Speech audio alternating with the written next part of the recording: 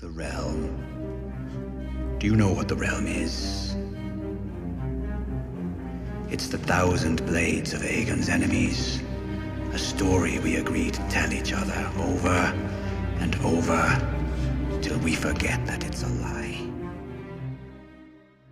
What's up, ladies and gentlemen? Welcome back for another Game of Thrones Season 8 theory video. As I'm sure most of you know by now, one of the biggest mysteries in A Song of Ice and Fire and Game of Thrones revolves around the Night King.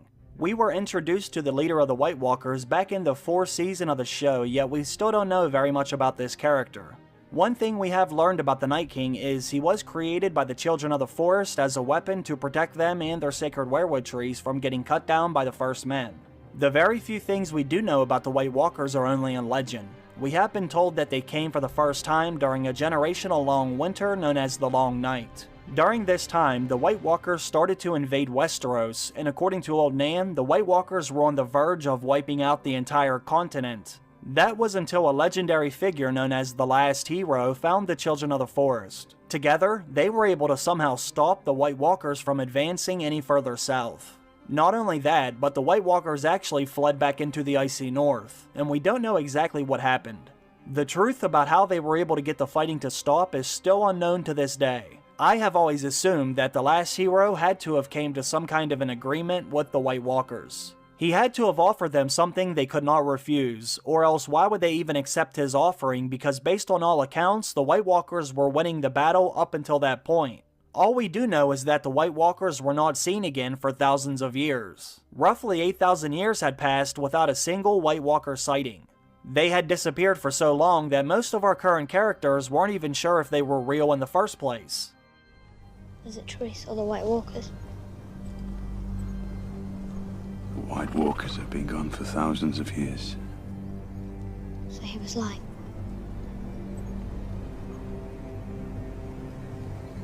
The madman sees what he sees.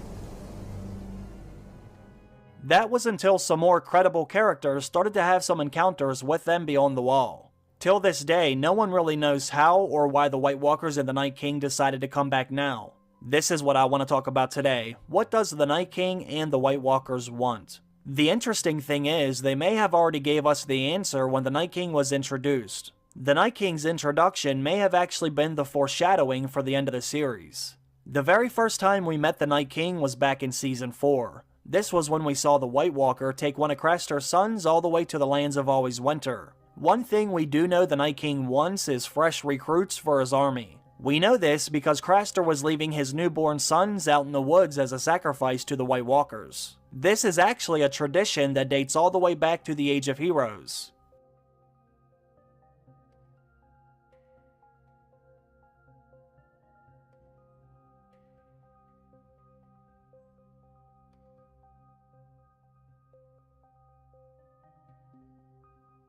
When Old Nan tells us the story about the Night's King, who was the 13th Lord Commander at the Night's Watch, we learn that the Night's King and the Night's Queen were also sacrificing their own babies to the White Walkers. Now this is interesting for a few different reasons. This actually lets us know that the White Walkers are willing to negotiate as long as you give them something in return.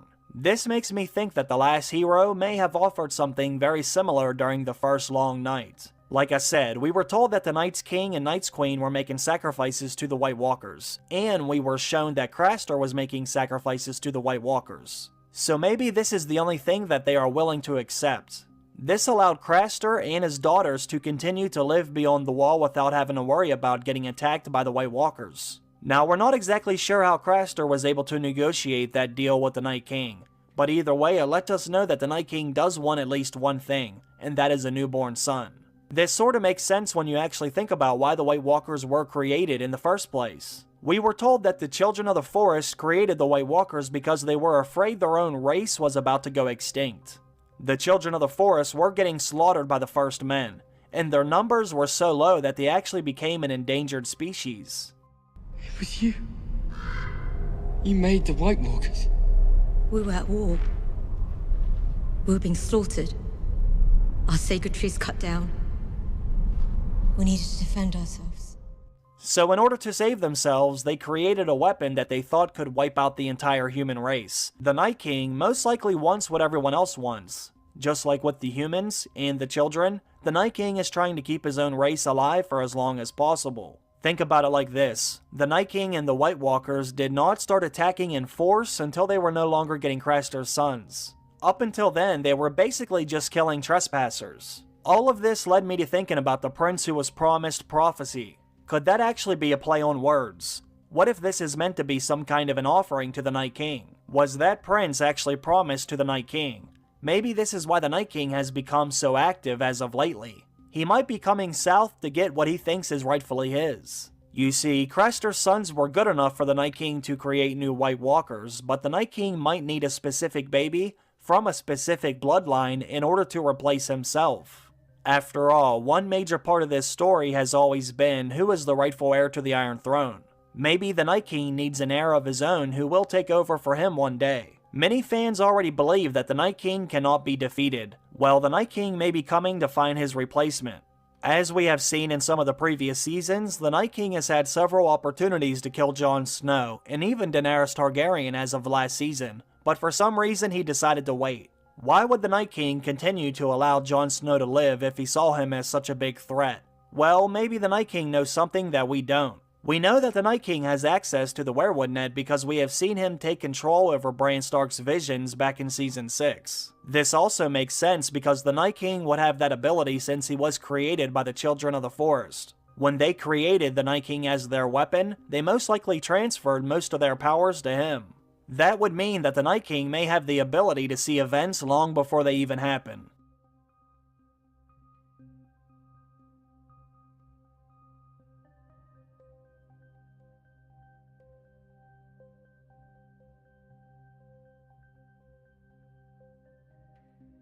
In the books, we are told that the Greenseers are able to do this, and I believe that the Night King is also able to do that as well. This leads to another big question about the mystery of the Night King, and that is why did he come back now? Some people say it has to do with the birth of the dragons, while others say it had to do with the birth of Jon Snow or even Daenerys Targaryen. But what if it has a little bit to do with both? It could have been a birth that did cause the Night King to come back, but what if that birth hasn't happened yet? What if the Night King came back because he knew that Jon and Daenerys would produce a child together? Some people say that Jon Snow is the prince who was promised, but others say that Daenerys is the princess who was promised. Well, maybe it is actually their child. Now let me explain why I think that could possibly be true. Like I said earlier, the very first time we hear about the White Walkers accepting babies as sacrifices was thousands of years ago. Old Nan said that the Night's King and the Night's Queen were sacrificing their own babies to the White Walkers. That actually led to them getting killed by the Stark of Winterfell and Joramun, who was the king beyond the wall. Now the thing I find very interesting is the fact that the Night's King was a member of House Stark. That means that all the babies he had with the Night's Queen would have had Stark blood.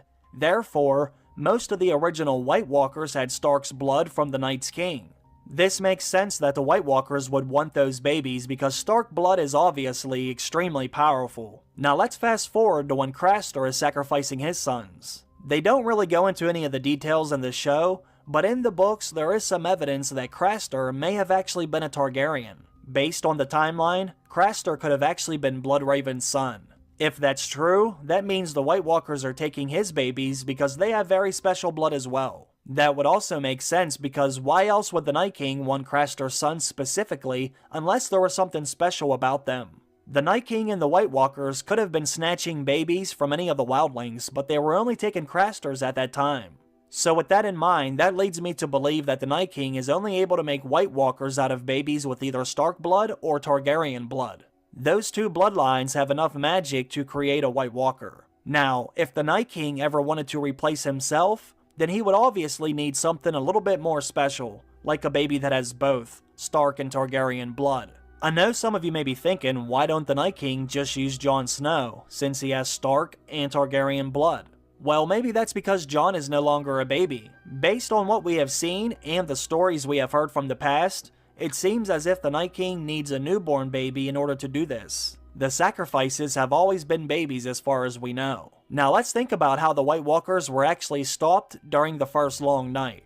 How did the Children of the Forest and the Last Hero get them to agree to go back north when they were already winning the battle? Maybe the prince who was promised originally started as an offering to the Night King. They may have promised that whenever the baby was born, the Night King would be able to get him. All of this could have been foreseen inside of the weirwood net. Maybe this is why the Night King has taken such an interest in Jon Snow. He could have already killed Jon if he really wanted to, and he could have even killed Drogon when Daenerys was on his back, but he chose not to. Was the Night King just waiting long enough for Jon and Daenerys to produce a child of ice and fire?